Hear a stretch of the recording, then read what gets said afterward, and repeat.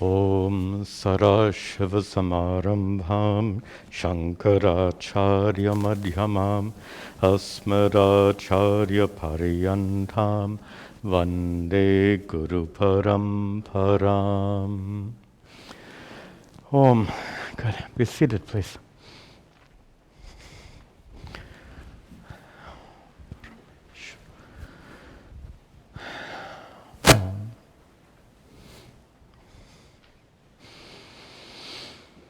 Om. Good.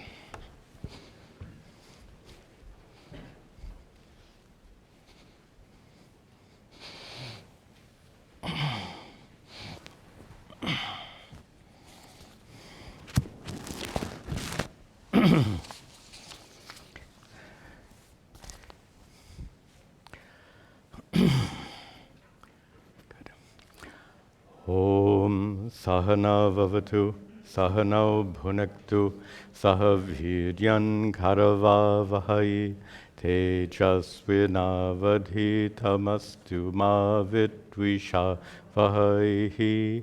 Om Shanti Shanti Shanti. Om. This is recording. No problem. Very good. Welcome to you all. Nice to have you here for a class. Welcome also to all of our friends watching online. We will continue today our study of Chapter 7. We'll begin with some recitation, beginning with verse 16. And as always, as I'm chanting, please read the meaning and then repeat after me. Chaturvidha bhajante mam, Chaturvijante mam, Jana sukriti norjuna, Jana sukriti norjuna, Arto jignasurartarti, Arto jignasurartarti, Jnani cha bharatarshabha, Jnani cha bharatarshabha, Tesham jnani nitya yukta, Tesham jnani nitya yukta, Eka bhaktir vishishyate, Eka bhaktir vishishyate, Priyo hi jnanino tyartam, Priyo hi jnanino tyartam, Aham sacha mama priyaha, Aham sacha mama Udara sarva he vaite, Udara sarva he vaite, Jnani twatmaiva me matam, Jnani twat, sorry, Astita sahi yuktatma, Astita sahi yuktatma, Mamevannuttamam gatam, Mamevannuttamam gatam, Bahunam janmanam hante, Bahunam janmanam hante, Jnanavan mam prapadyate, Jnanavan mam prapadyate, Vasudeva sarvamiti, Vasudeva sarvamiti, Samahatma sudurlabha,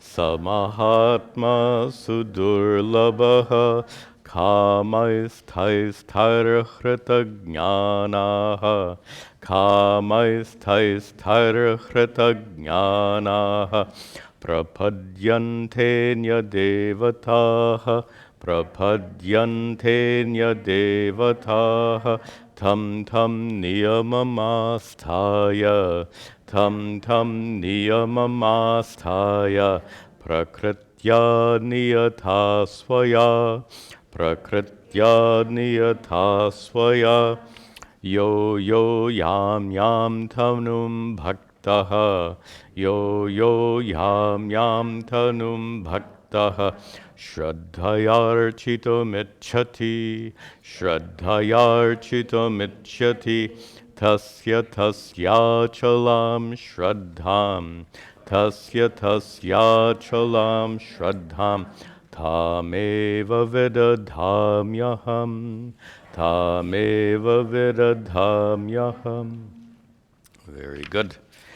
We will continue here on verse 18 to set the context for today's class. You'll recall that Chapter 7 is the first of 6 chapters in the middle of the Bhagavad Gita that deal specifically with Ishvara, God.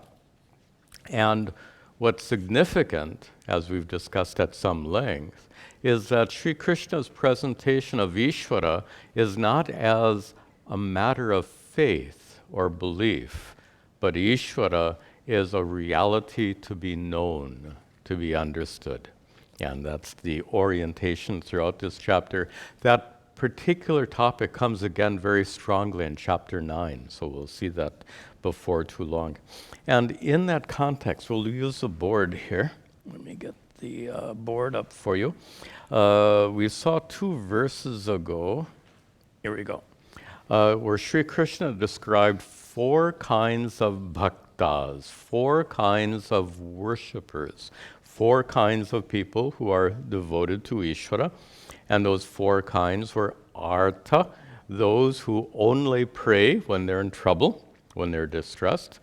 Also the artha arti, one who seeks some purpose through prayer, one who invokes God's grace to fulfill a particular desire. We're going to talk more about that today.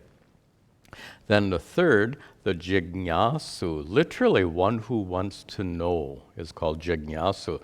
And here the context is one who wants to know God, Ishvara. And finally, the gyani, the one who has discovered that truth, the reality of Ishvara.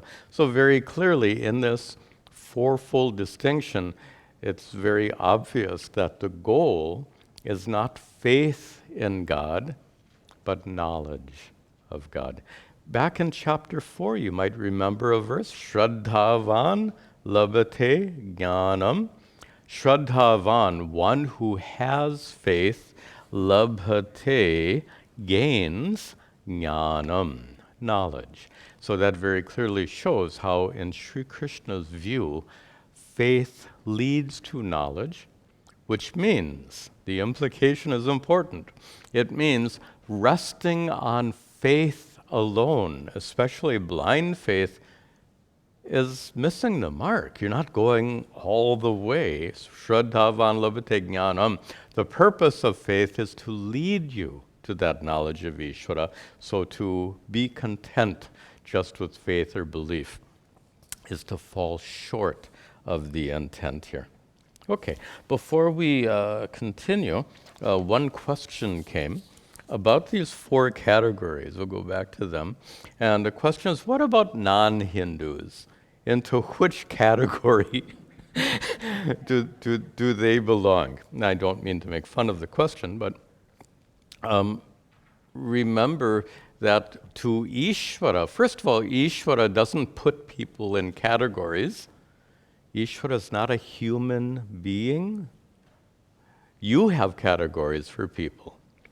Your family is in one category. Other relatives are in another category. Friends and favorable colleagues are in another category. And then there's another category reserved for the people you dislike. It's not uncommon for people to categorize others.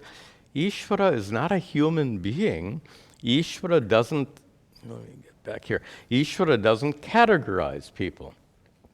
So, set that aside. These categories, and we'll discuss this in today's class, these categories are taught not for the sake of categorizing people, but for the sake of our understanding. We'll discuss that in just a few minutes. Also, another topic we'll discuss today is from this highest perspective taught by Sri Krishna. We said very nicely, using my guru's very words, it's not that there is one God, but rather only God. Remember that distinction? It's crucial.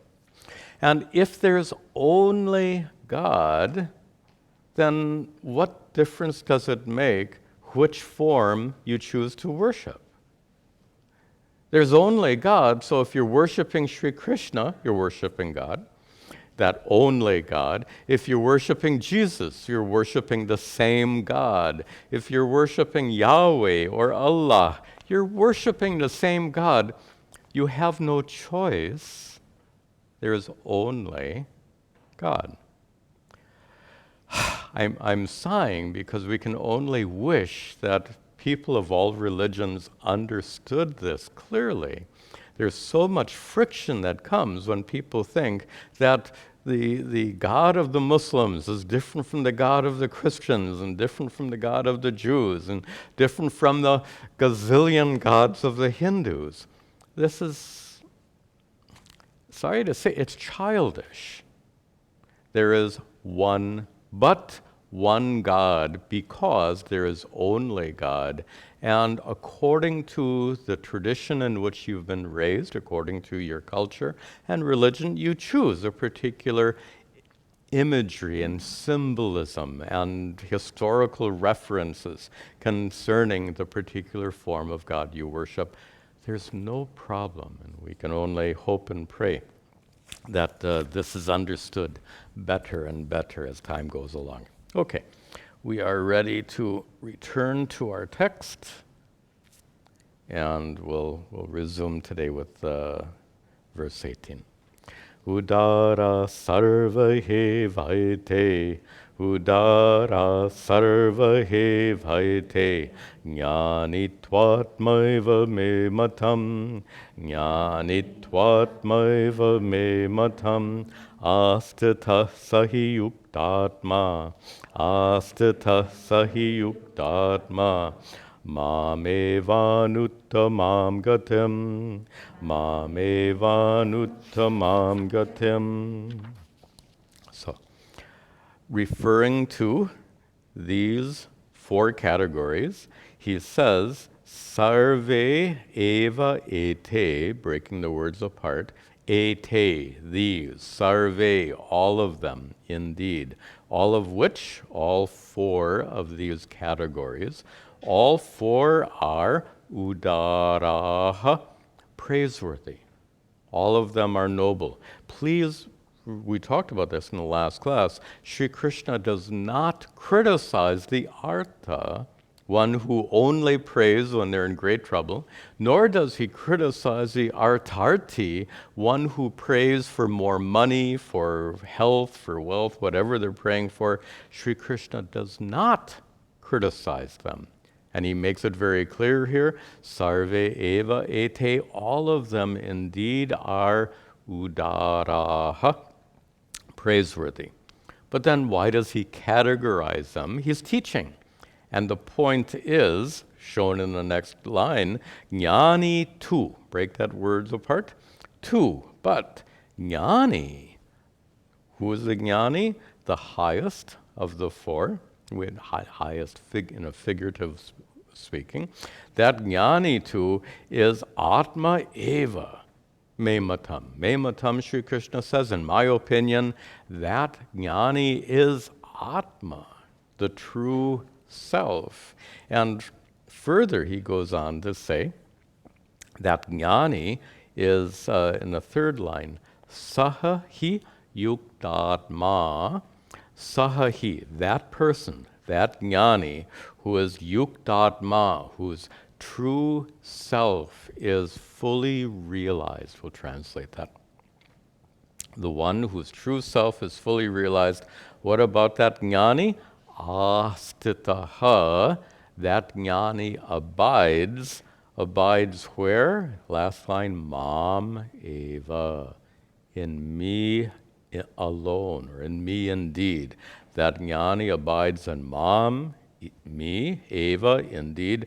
Mam, me, I am the uttamam gatim, the ultimate goal, the supreme goal, the goal of spiritual life, to recognize your non-separateness from Ishvara.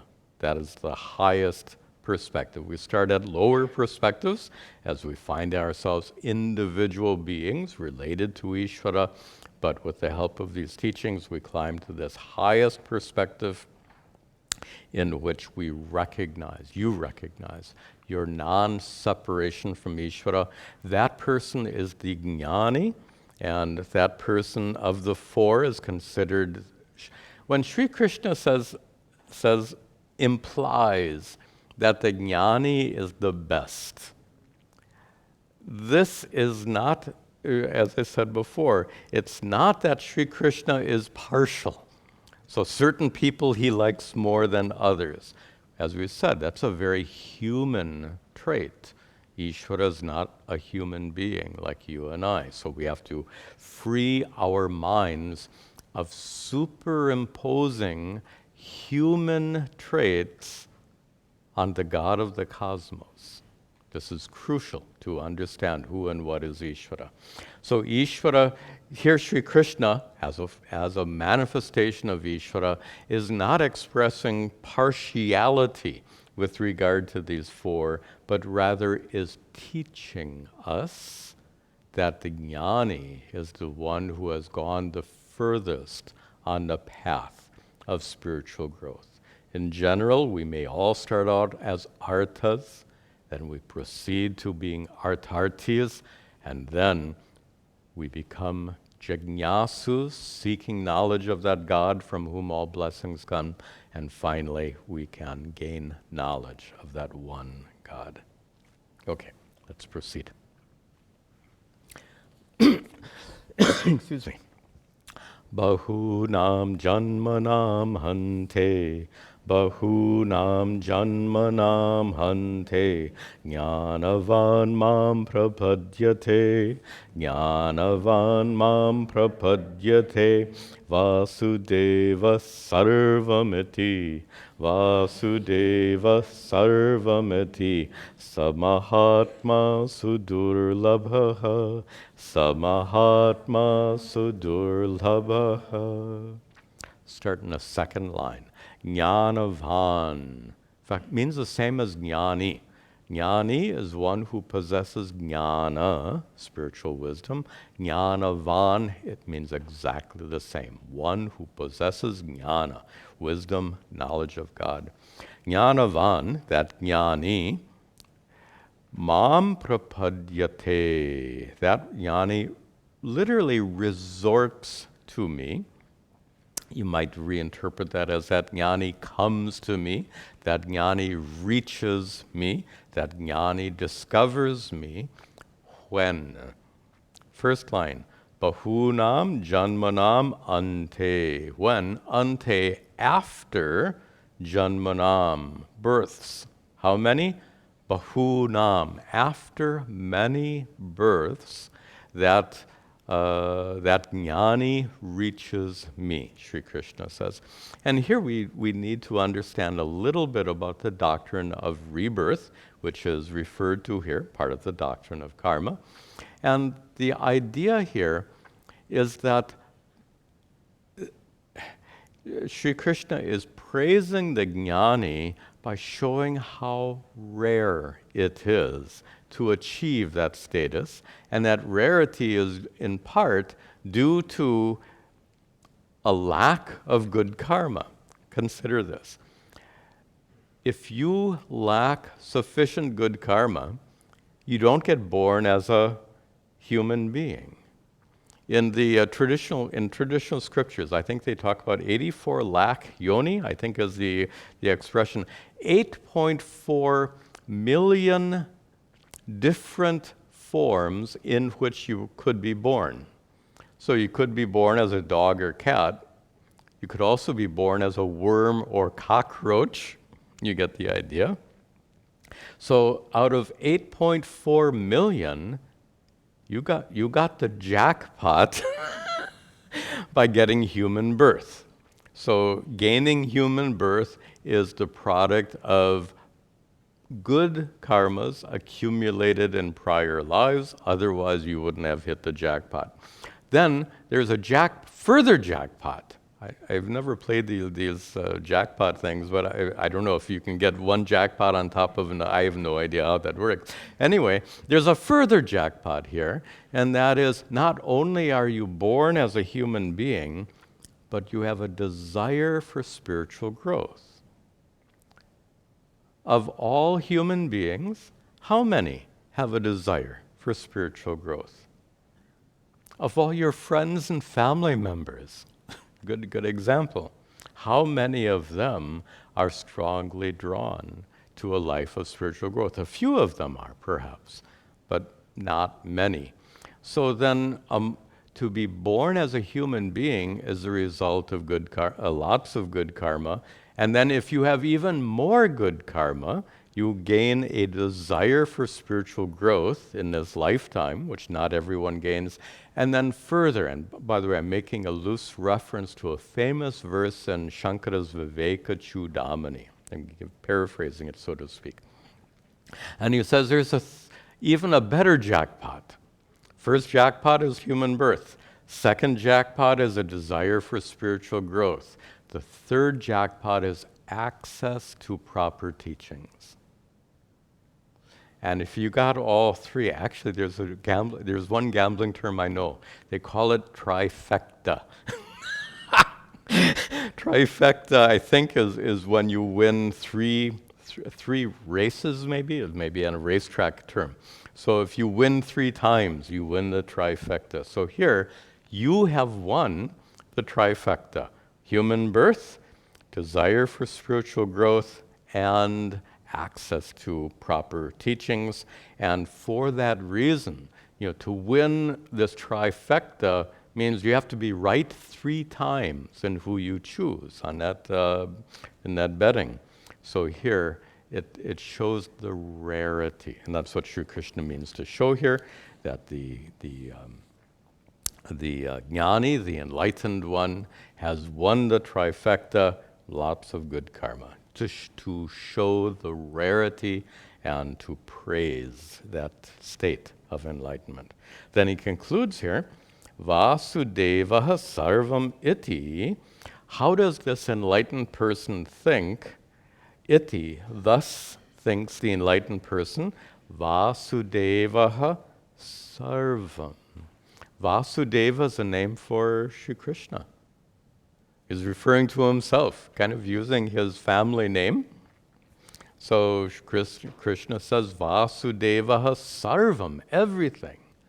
One who knows, if to put this in Sri Krishna's mouth, one who knows I am everything. One who knows Sri Krishna is not one God, but only God, right? That's what that word sarva means. Not that Sri Krishna is one God among many, but Sri Krishna is a manifestation of only God. We call Ishvara. And saha, in the last line, one who understands only God, one who properly understands Ishvara. Saha Mahatma. That person is a Mahatma, a great wise person, and that person is certainly Sudurlabha. Durlabha, difficult to get, difficult to find, rare. Sudurlabha, extremely rare. Trifecta. You get the point. So, with that praise, Sri Krishna continues.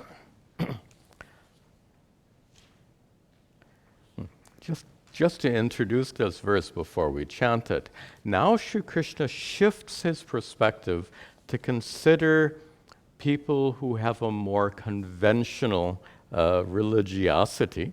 Specifically, he's now going to discuss the artha, those who only pray at times of distress, and especially he's going to talk about the artarthi, those who pray to fulfill specific worldly desires. And remember, he's not criticizing these, but he's definitely going to show their shortcomings in the following sequence of verses. Kamaisthaisthairhritagnyana. Kamaisthaisthairhritagnyana. Prapadyantenya devataha. Prapadyantenya devataha. Tam tam niyamamasthaya. Tam tam niyamamasthaya. Prakritya niyatha swaya. Prakritya niyatha swaya. So, end of the first line. He's talking about hrita jnanaha. Those whose jnana, wisdom, has been hrita. Hrita literally means robbed away. Those who have been robbed of their wisdom. Specifically, the wisdom we're talking about here is knowledge of Ishvara, right? That's our context, knowledge of Ishvara. That's what this whole chapter is about. So we're talking, Sri Krishna now shifts to talking about those who do not gain knowledge of Ishvara, who are prevented from gaining knowledge of Ishvara, prevented by what? Kamaihi, first word. By kama, desire. Taihi kamaihi, various desires. People who are prevented from knowing Ishvara because of various desires. Clearly, he is making a reference to the artarti. Even the arta has a desire to be freed from distress and suffering. The artarti has a desire for a specific worldly goal. So these people worship God, but because of their desires, they're prevented from maturing to become jignasus or to become jnanis. So they're what do they say? Arrested development. Their development, their spiritual development, their process of gaining spiritual maturity has been arrested due to their desires, kama. And what about them? Those hritagnyanaha, those whose wisdom has been robbed away, those whose spiritual development has been arrested. What about them? Prapadyante, they seek anya devataha, anya, other, even you know a little Sanskrit, other gods. Anya devataha, they seek other gods, meaning they don't seek the one God, or rather the only God, as we've said before. They seek other deities, and the context here is you seek out specific deities to fulfill specific needs. So most of you raised in Hindu families, when you were a child, when you had a problem in life, when you had an obstacle, many of you were taught to pray to Lord Ganesha, remover of obstacles. And when you were a child and studying for an examination, many of your parents taught you to pray to Goddess Saraswati, Goddess of knowledge. And of course, when you need some financial assistance, then many people resort to worshiping Goddess Lakshmi, Goddess of wealth. This is a very conventional kind of thinking. This is not to criticize it. Again, Sri Krishna is not criticizing any of this, but it is conventional. And conventional thinking certainly has its limitations, has its shortcomings, and that's what Sri Krishna is going to discuss in these several verses. So what about these who are worshiping different deities for the sake of fulfilling specific needs? Last line, these people are niyataha, they are driven. Driven by what? Swaya prakritya. Literally by their own natures, and in context, they're driven by their natural desires. If you have obstacles, you're driven to worship Ganesha. If you need money, you might be driven to worship Goddess Lakshmi. And what do then? They niyam in the third line end, astaya. They are following tam niyamam. Niyamam, the rules or traditions or better modes of worship, tam associated with each of the deities for which they can fulfill particular desires. This tam connects to the taihi in the first line. Don't worry about the Sanskrit. And here, as I said before, if you have an obstacle in life, you worship Ganesha. If you need money, you worship Lakshmi. So these are the niyamas, these are the methods of worship. Some people will perform certain pujas. Some people will perhaps hire a priest and do certain homas or havans. Some people will very common in some families, to perform vrata, certain like fasting. Fasting for a particular purpose. Like many women will undergo a fast for the health and welfare of their husbands. So these are very, very commonly performed.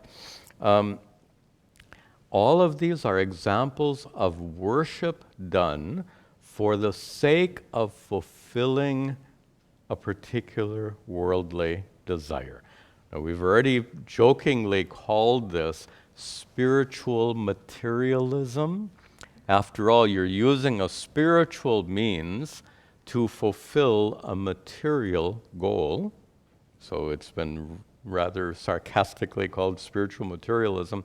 I'll share with you a rather sarcastic observation made by my guru, Puja Swami Tadatmananda, who observes a wealthy man enters the temple, stands in front of the deity and prays, and then puts a wad of money. This is a wealthy man, so he's not going to put a few rupees in the hundi, the donation box. He's going to put a lot of money in that donation box, like being a wealthy person, and then exits the temple. According to Swami Dayananda, this person is very clever because he knows very well that success in business depends on God's grace. So he figures that by very generously donating to the temple, putting lots of money into that hundi, he is assured of more grace. And Puja Swamiji's sarcastic comment is, this wealthy businessman is taking God as a business partner. Very clever, very shrewd. And if you want a business partner, you better get a good one. And this is as good as it gets. Now, again, all of these comments are not, notice that it's not really critical. There's nothing wrong with taking Ishvara as your business partner. You couldn't do better than taking Ishvara as your business partner. But certainly these are all very, not just conventional, but very limited forms of thinking about Ishvara and prayer. And in fact, we're going to see that in a couple more verses, so I'll hold off on some comments about that.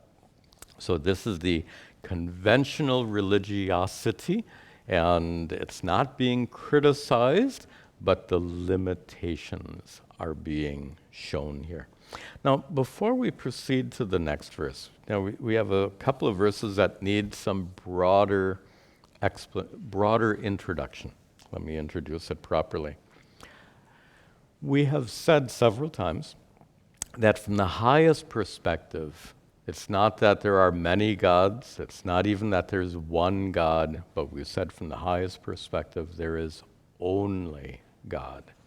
And since there is only God, any form of God you pray to is prayer to the same only God.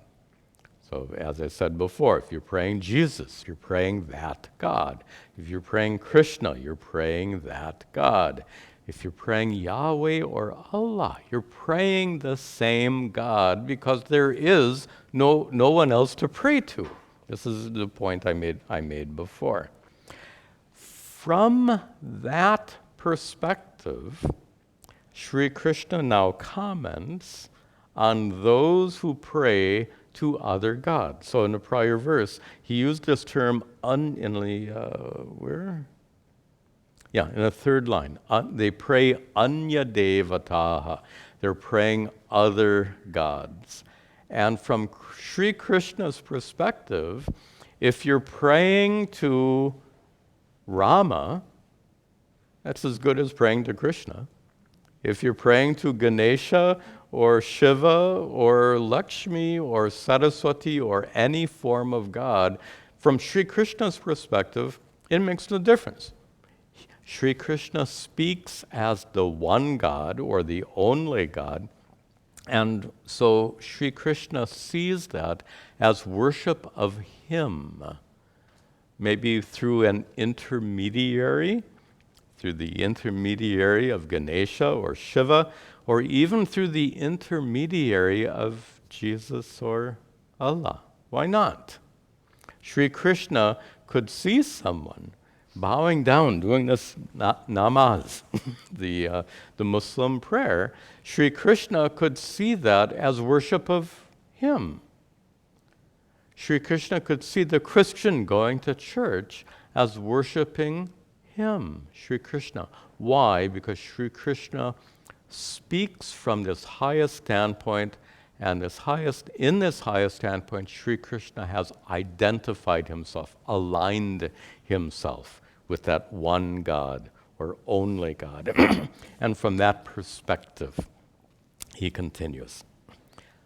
Yo yo yam yam tanum bhaktaha, yo yo yam yam tanum bhaktaha, shraddhayarchitam ichchati, shraddhayarchitam ichchati, tasya tasya chalam shraddham, tasya tasya chalam shraddham, tameva viradhamyaham, tameva viradhamyaham. Yo, yo, yam, yam. Nice Sanskrit. It's a nice rhythm to it. And that connects down below to tasya, tasya. Some of you know that the duplication of a pronoun means all of them, whatever. So yo, yo, whoever. Yam, yam, tanum. Let me get the connection right here. Yo, yo, bhaktaha. Whatever worshiper. A worshiper who might be worshiping Ganesha or Rama or Krishna.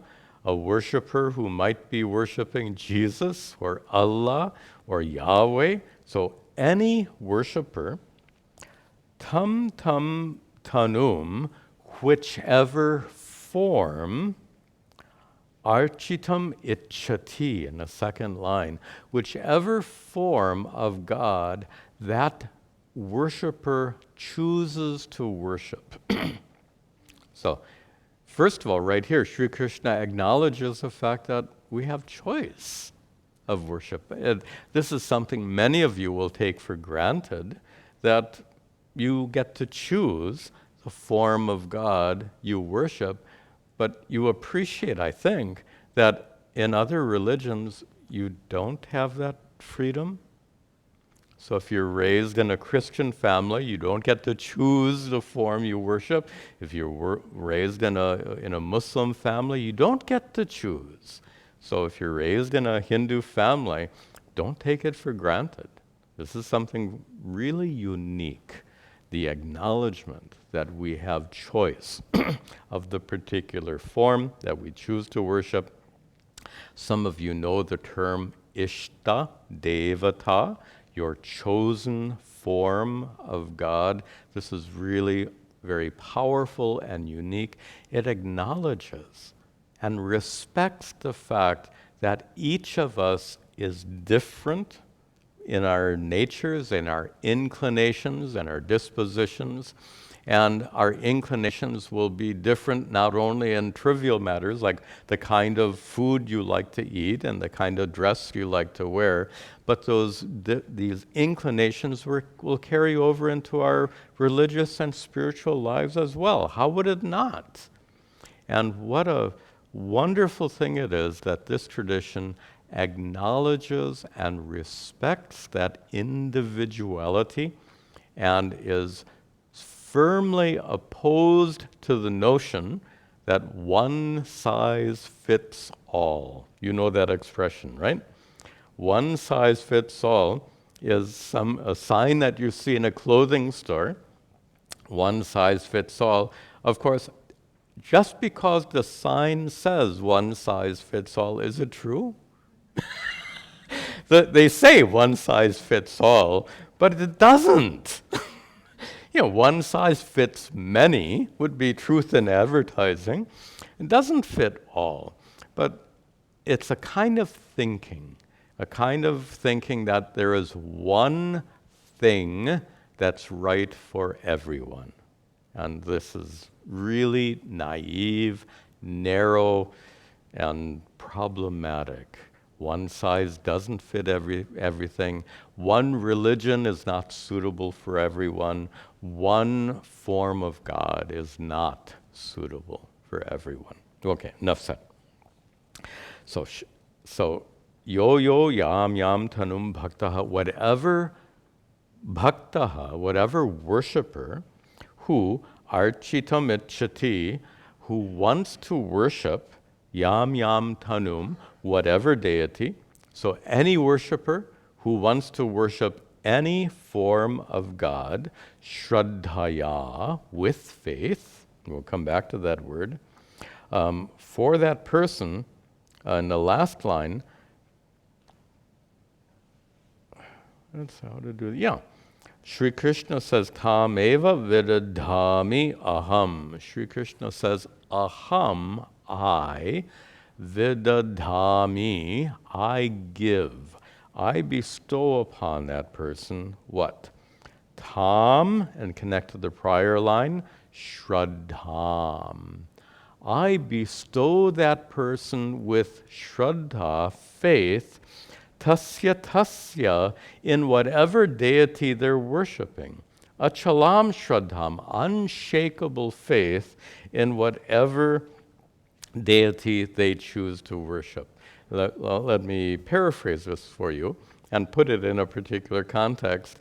So if someone is deeply devoted to the worship of Jesus Christ, Sri Krishna is saying here that I give that person faith in Jesus and commitment to worship Jesus. If someone is deeply devoted to worshiping Allah, Sri Krishna says in this verse that their commitment, shraddha, their commitment to Allah, Sri Krishna says, I give them. Now, remember my introduction. This is why that introduction was important. How can he possibly say that? Because Sri Krishna is not speaking as this individual incarnation of God. Sri Krishna is speaking being identified or aligned with that one God, with only God, with Ishvara. And from that highest standpoint, whatever, let me put it in very broad terms. In religious life, you feel an attraction to a particular form of God. Many of you have felt that attraction to a particular form of God. That attraction is, in Sri Krishna's words here, to paraphrase, Sri Krishna says, I give you that feeling of being attracted to a particular deity. Sri Krishna speaks here as the God of the cosmos, the one who created us with our inclinations, right? We are created with certain inclinations, with certain attraction for a particular deity or form of worship. So Sri Krishna boldly says here, and I'll paraphrase the whole verse, any worshiper who chooses to worship any form of God, Sri Krishna says here, I bestow that person with their attraction to that particular form of God. It's an amazing statement here, and a statement which kind of helps wipe out this sense of division between different forms of worship and different religions. And the same idea,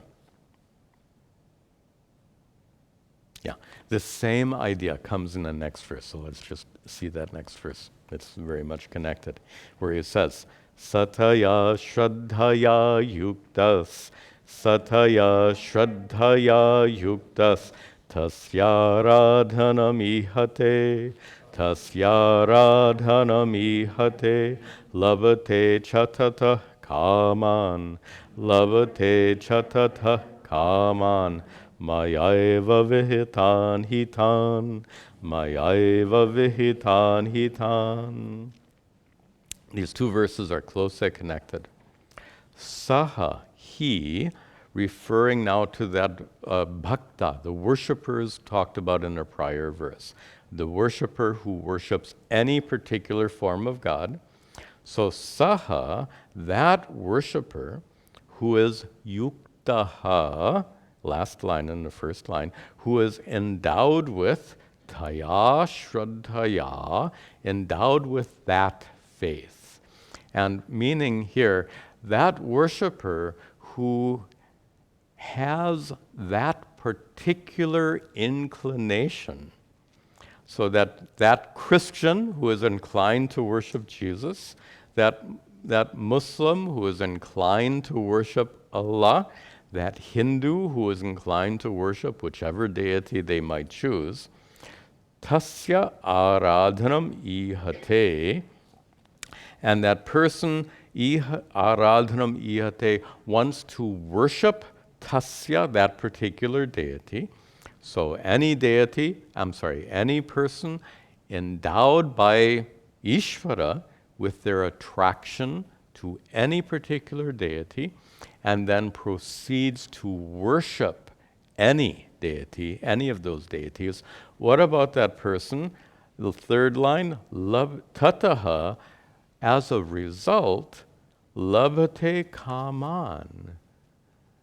Their desires are fulfilled by worshiping any deity with the inclination that has been a blessing from Sri Krishna in his words.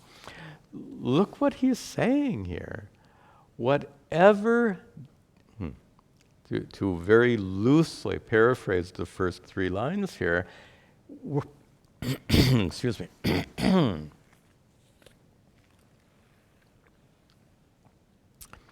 Worship of any deity brings blessings. If you worship Jesus, you are blessed. You worship Allah, you're blessed. You worship Yahweh, God of the Jews, you are blessed. You worship any of the many Hindu forms of God, you are blessed. How can you not be blessed? Because any act of prayer, first of all, is worship of that same one God, only God, we call Ishvara. But secondly, I think we had this discussion long ago. Correct me if I'm wrong. Did we discuss the fact that your prayers don't make God bless you, but your prayers are an act of receiving blessings? Did we discuss that here previously? No? No, we didn't. Okay. I think it's very much in my, we didn't discuss that here, okay. It's in my mind very strongly because it featured in a video I published recently, a video on non-dualism and bhakti. Are they compatible? And there's one story in that I'd like to share that is so descriptive of why prayer to any deity works.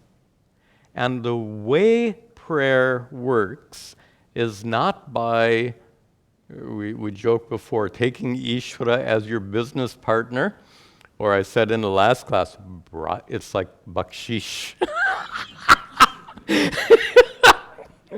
Like a bribe. How absurd. That's not how it works. That can't possibly be how if you're going to bribe the God of the universe, how much? You can see how silly that concept is. And even when that wealthy man puts thousands of rupees or dollars into that hundi, that's nothing. So if your strategy is to somehow bribe the God of the cosmos, it's silly. And even your very emotional prayers, are you trying to make, allow me just to play with this, are you trying to make God feel sorry for you? Oh God, I'm in such terrible shape. Oh God, I feel miserable, horrible. Please help me. So you're trying, it's like when you want your spouse to give you some special care and attention. So you plead, oh, I'm in such bad shape, please help me, or a friend, or whoever it may be. As we've said several times, we have to grow up and stop superimposing human attributes on the God of the cosmos. Human beings can be bribed. Human beings can be emotionally manipulated, the example I just gave. Ishvara can't be bribed. Ishvara can't be emotionally manipulated. And a point I made in that, by the way, you might enjoy that video. I forget the title, something, I think Advaita versus Bhakti, are non-dualism and devotion compatible? I don't know, something like that.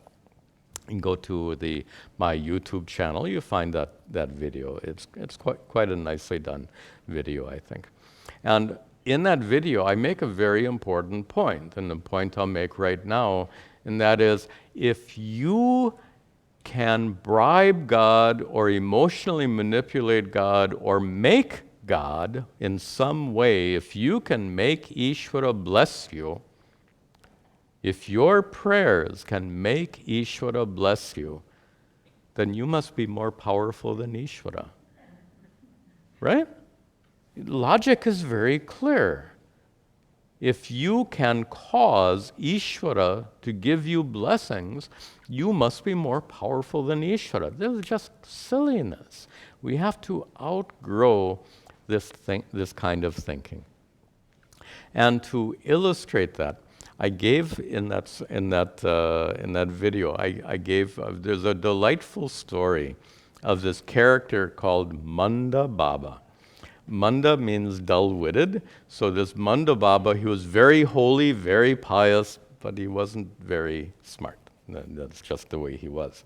And Manda Baba, there are many stories, but in this particular story, Manda Baba is journeying down a long road in the pouring monsoon rains. And because he is not very smart, he didn't bring an umbrella.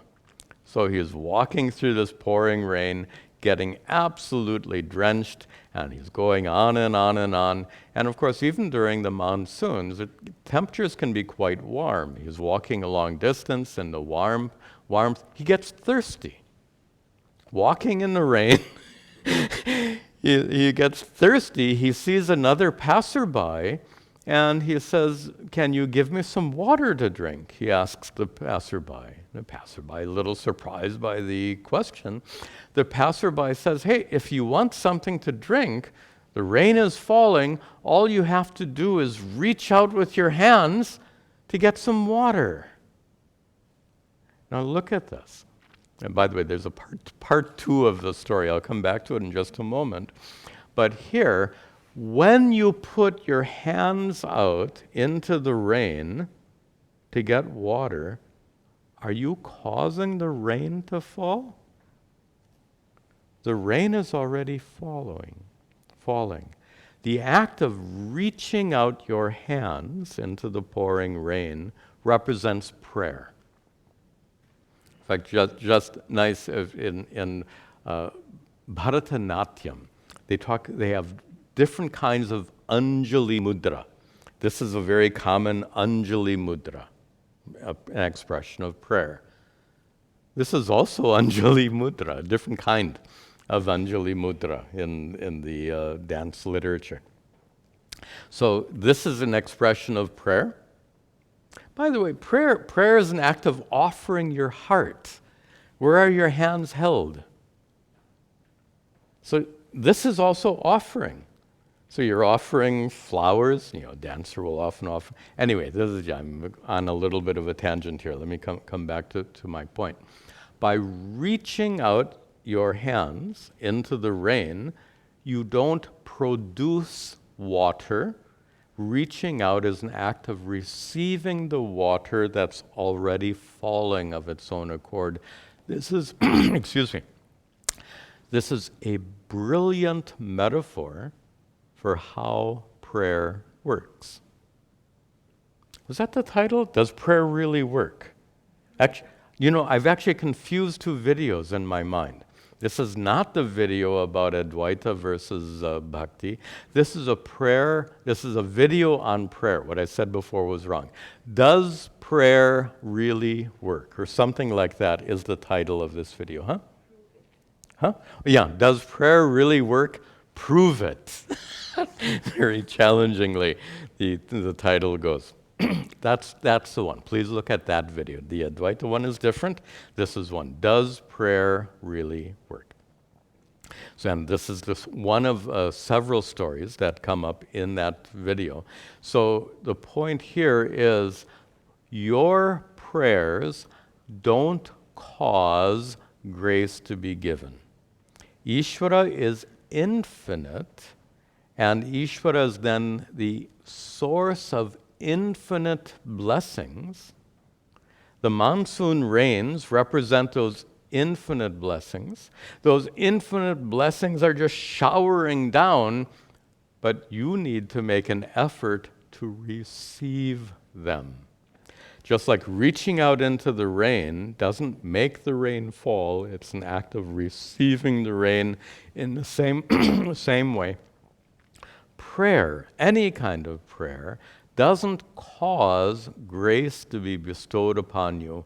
That grace is already available, but you need to make an effort to receive that grace.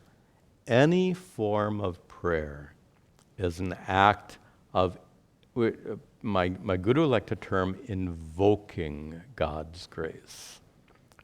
And to invoke God's grace is like reaching out into that rain to receive the water. To pray is an act of opening yourself to receive the blessings that are already available to you. So you make that effort and you receive blessings. This makes the point that your prayer doesn't bribe God, Ishvara, doesn't emotionally manipulate, your prayers don't make Ishvara bless you. Blessings are already available. Prayer is an act of invoking grace, receiving that grace. Now, to finish the story, Manda Baba is told to reach out for some rainwater. He says, okay, I'll reach out.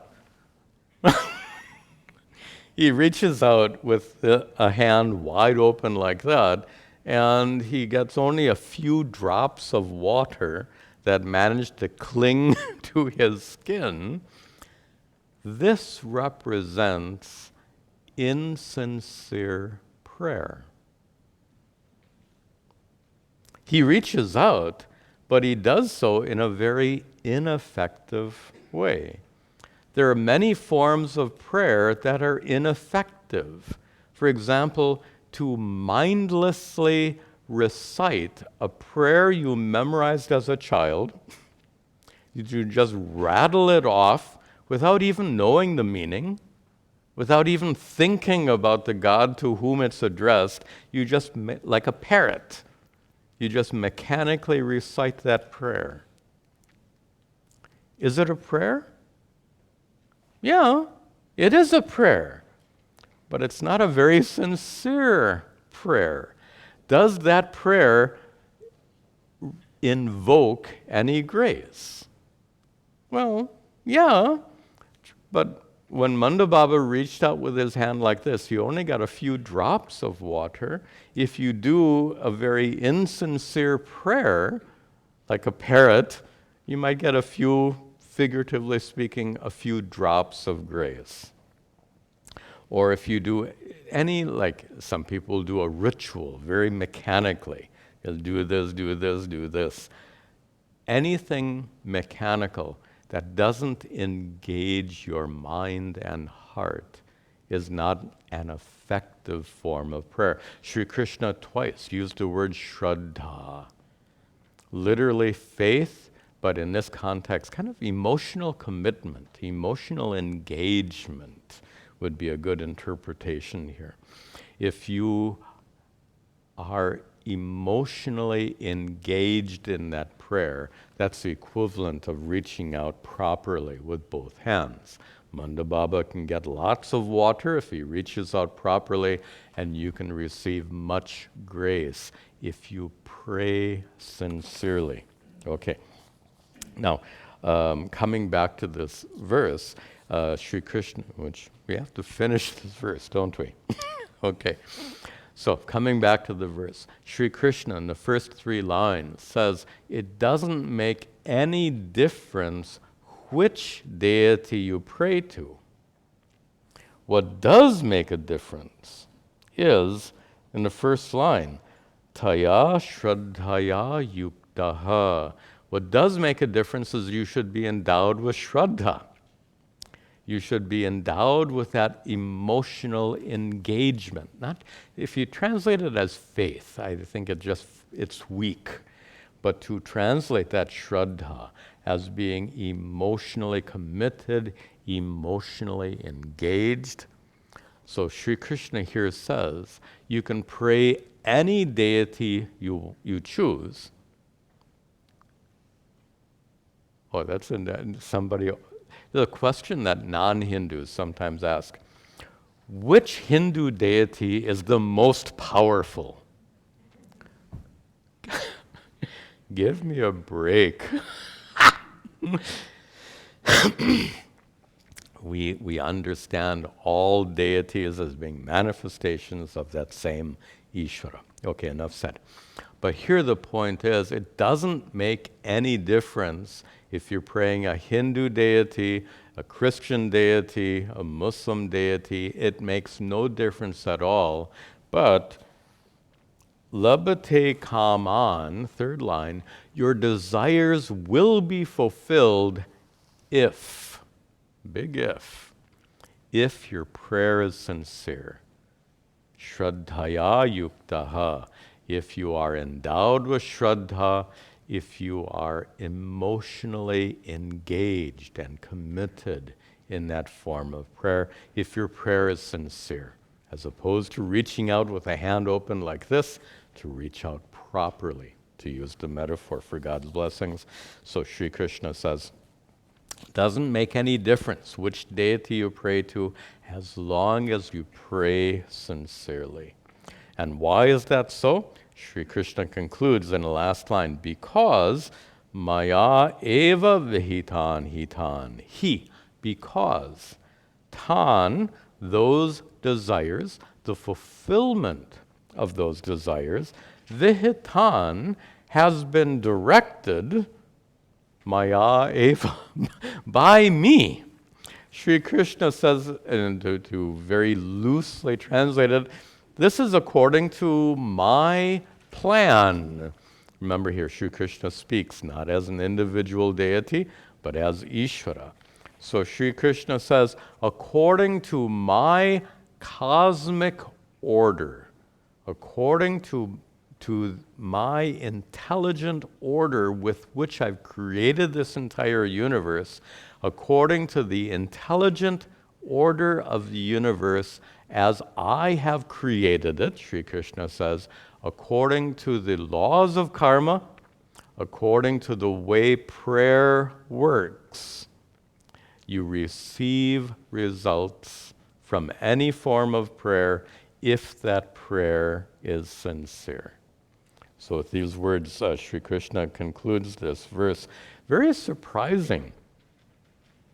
There's a fancy religious term called ecumenical. Ecumenical means something that transcends all religious boundaries. Something that's not narrowly stuck in one religious tradition or another, but something that encompasses them all. That's called ecumenical. And Sri Krishna's teachings here are certainly ecumenical. He's saying it doesn't make any difference which religion you belong to. It doesn't make any difference what deity or form of God you worship. He says what makes a difference is that you should pray sincerely, with shraddha, being emotionally engaged. And that's a nice place to conclude our class today. A couple of announcements. Tomorrow we have our satsang, question and answer session at 6 p.m. So come tomorrow at 6 p.m. to join us if you have questions or to participate in our discussions. Also, this is a good time to discuss masks. Some of you know that the CDC, what is Centers for Disease Control? What a terrible name. Anyway, CDC is like the foremost regulatory agency in the country, and they have just this past week dropped the recommendation for wearing masks indoors in New Jersey. Some other places may still maintain that mandate, but New Jersey is no longer under a CDC mandate for wearing masks indoors. But I want to check with you, and by a show of hands, first a show of hands, how many of you would prefer not wearing masks when you come here? Show of hands. Okay. How many of you would prefer to continue wearing masks when you come here? That's interesting. Okay. For the near term, we will continue wearing masks because my concern is some of you would feel uncomfortable in the presence of others who were unmasked. So for a while longer, eventually, of course, the masks will go away. But for the short term, we will continue to wear masks when we meet here. Okay, we will conclude with our brief prayers at the altar.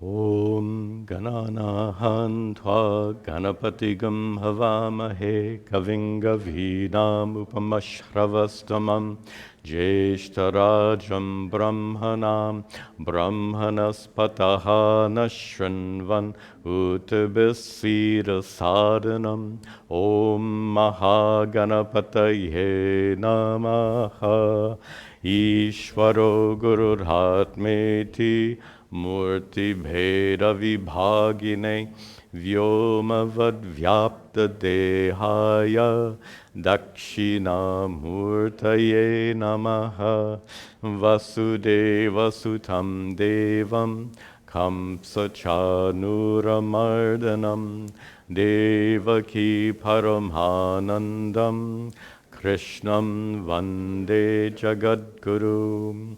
Om Sarve Bhavantu Sukhinaha Sarve Santu Niramayaha Sarve Bhadrani Pashyantu Ma Kaschid Dukkha Bhag Bhavet Asato Ma Sadgamaya Tamaso Ma Jyotirgamaya Mrityorma Amritangamaya. Om Shanti Shanti Shanti. Om Tat Sat. Om.